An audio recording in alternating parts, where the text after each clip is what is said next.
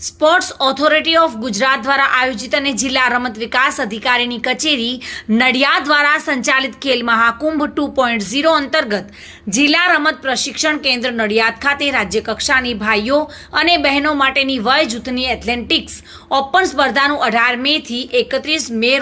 સુધી આયોજન કરવામાં આવ્યું હતું, જેમાં રાજ્યના અનેક ખેલાડીઓએ ઉત્સાહ, ઉમંગ અને જોશ સાથે ભાગ લીધો હતો અને પોતાનું કૌશલ્ય દર્શાવ્યું હતું, જેમાં આપણી બનાસકાંઠાના DLLS વિમલા વિદ્યાલય ગઢના એથ્લેટિક્સ રમતના ખેલાડીઓએ પણ ભાગ લીધેલ, જેમાં આપણા રમતવીરોએ ખૂબ જ ઉમદા પ્રદર્શન કર્યું હતું,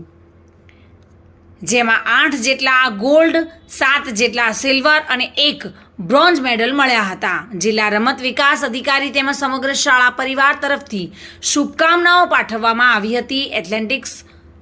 કોચ વિપુલ ચૌધરી અને ટ્રેનર્સ સંદીપ ઠાકોરનો તથા સીતા ચારેલ તમામનો મહત્વનો ફાળો રહ્યો હતો અને ખેલાડીઓને ખૂબ ખૂબ અભિનંદન પાઠવવામાં આવ્યા હતા. Bureau report, today Gujarati news.